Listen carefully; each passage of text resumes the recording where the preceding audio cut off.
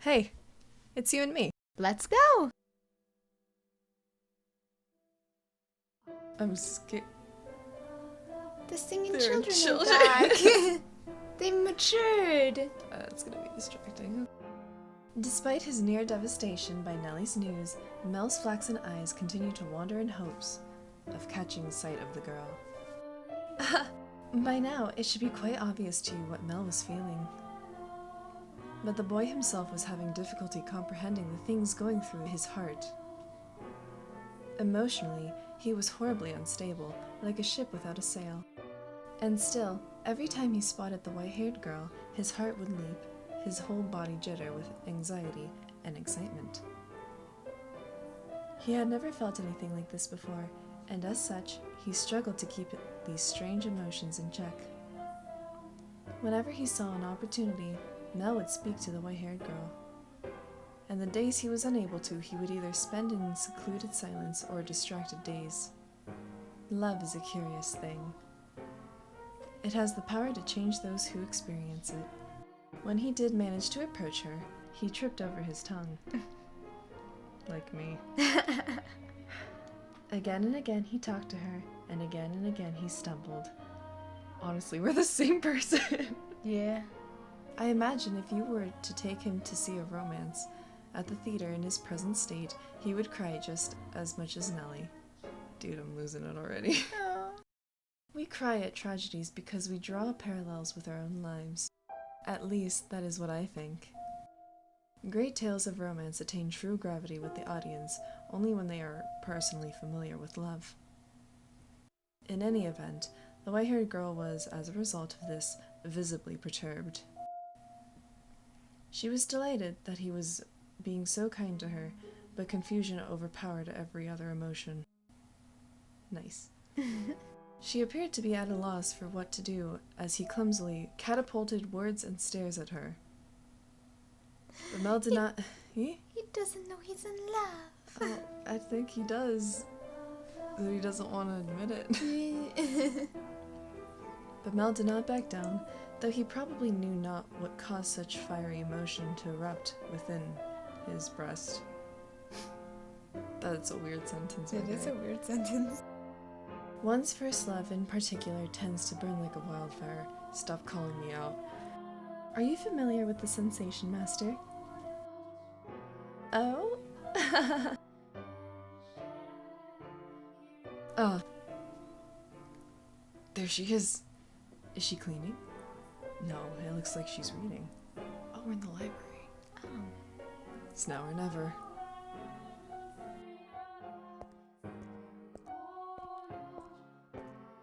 Boo.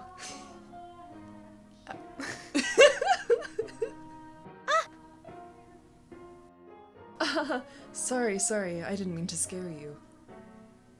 Lord Mell! You very clearly meant to scare me. Because you wouldn't just notice me. What are you reading? You looked pretty engrossed. Oh, I'm sorry. I should have asked for permission. It's fine, no need to apologize. Feel free to read whatever you want, and you're welcome to bring the books back to your room if you'd like to spend more time with them. But I was just amazed that the mansion had a library. It must have been a lot of work to collect all these books. There are some pretty old books in here, too. Your grandfather's? Some that he collected, and some were even older than that. Take a look at this. I think it's a diary, but it's not from this country. Or this century, for that matter. Maybe a feudal lord? Here. He's complaining about the quality of the harvest. Can this forsaken land only produce over-sour grapes? If only the largest of the, Barney? Or maybe Barner? If only the largest of the Barner estates were mine instead. The land there is much more suitable to cultivation. There, you have it. You can read this, Lord Mell? More or less. I've looked over it several times already, so that wasn't too difficult. Why would such an old book be there? I'm not sure. It and all of this was already here when I moved into the mansion. Have you not lived here your whole life? You dingus? No! There's the whole second house situation. I know. I was born at our estate, but to me and Nellie, this is more like our home. We moved when I was still young, and we lived here ever since. Nellie and Mother have grown quite fond of it. Father, though, often goes back to the house because he doesn't like all the roses. How do you not like roses? By himself? Yeah, well, sometimes Mother goes with him. But for the most part, he goes alone. But don't get me wrong, it's not because they don't get along. In fact, they act more like teenagers in love than grown adults. It almost makes me sick having to watch it. It is a wonderful thing to be so close, no matter how old they may be. True, but still. There are those in the world who cannot be with ones they care for as much as they wish. Dude, I'm being called out left and right. I'm sorry about that. Oh, that's right, the book. What were you reading? I, wasn't exactly reading. I do not enjoy reading a lot of text, so I was looking at the pictures. That's our girl. Is that so? You seem very cultured, so I thought you would be partial to reading. Perhaps you're actually more like Nellie, and eschew your studies? Ouch. Yes. I wouldn't have guessed. But you like looking at pictures? I do. What else do you like? Me? What? What do you enjoy doing? It could be anything. I enjoy being told stories. Stories? Yes, when I was young, my father would tell me tales. What kinds of stories do you like? There was one about an imprisoned girl. Tell it to me.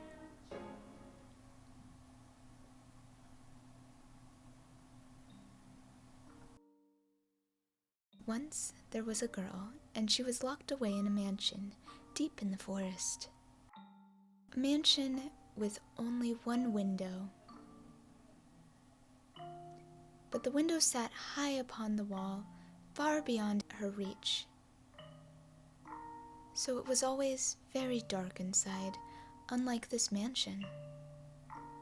However, the girl did not like the outside world. There were lots of scary things out there, after all. Though she may have been all alone in the mansion, she grew comfortable in the darkness in time, so she had nothing to be afraid of. And then, am I doing a good job? You're doing fine. Keep going. What happens next? Okay. And then, the girl grew up. By then, she had already forgotten why she was locked up, but she was content with the darkness. However, her eyes couldn't help but be drawn to the little bit of light that spilled through one window. Though she was comfortable in darkness, the sight of the light made her heart race. At first, the girl thought it was because she found it unpleasant, because she disliked the light in the outside. But slowly, she came to realize that she was curious about the outside world. What could be happening out there? For all she knew, the town, the forest, the people, all of it could have changed while she was imprisoned in the mansion. But she had no way of finding out. So, the girl decided to write letters and throw them out the window. What began as empty grasping became to routine, continuing for several months until she was finally ready to give up. But then, a beautiful white dove flew in through the window. Tied to the dove's leg was a letter. Her heart racing, she read the words contained within. It seemed to have been written by a man. How would you know? Some guys have writing? really good Honestly, writing, yeah. so like, how would you know? The letter contained numerous questions for the girl. It also said, if she attached her reply to the dove, it would bring the letter back to him. She was astonished, but she wrote him back anyway, taking care not to mention where she was. After having exchanged letters for a number of times, the two felt very close to one another, as though they had known each other for many years, despite having never met. And eventually, the man, Said he wanted to meet her? indeed.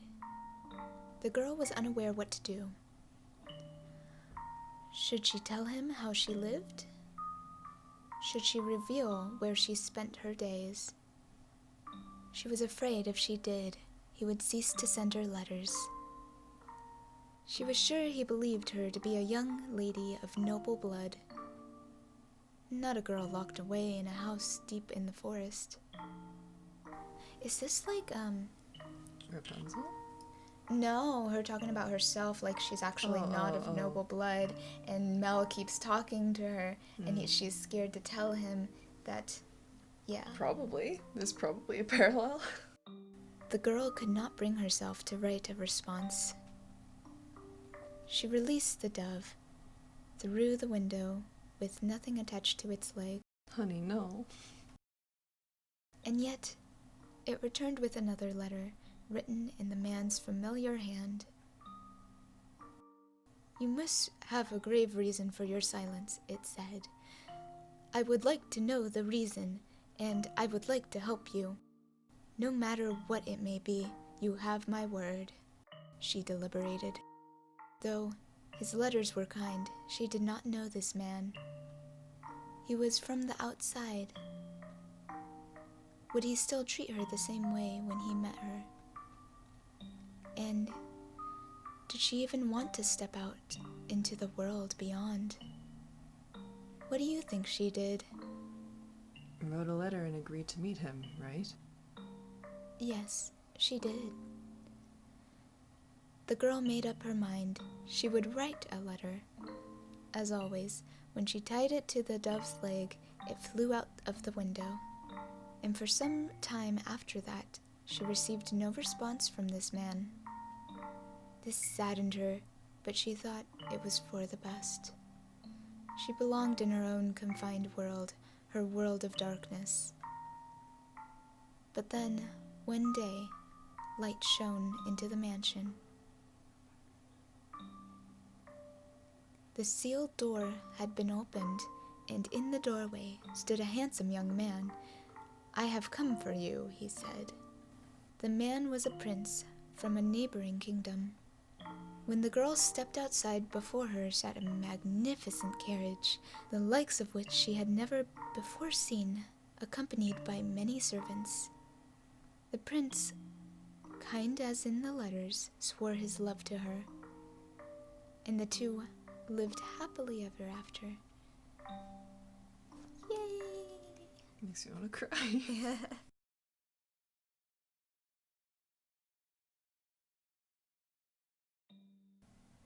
Move mouse, move mouse. Oh, go.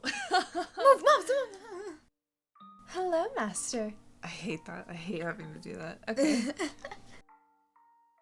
But Mell did not back down, though he probably knew not what caused I'm going to throw myself off of a building.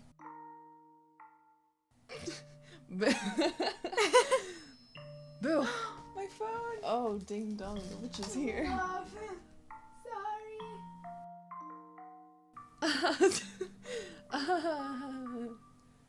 Oh, I hate laughs.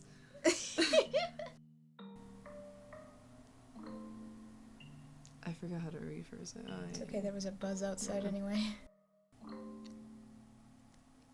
Sorry, I'm like having a lot of saliva all of a Good. sudden. Feel my pain. It returned with another let. I don't know why I stopped at let. Okay. She just got tripped up.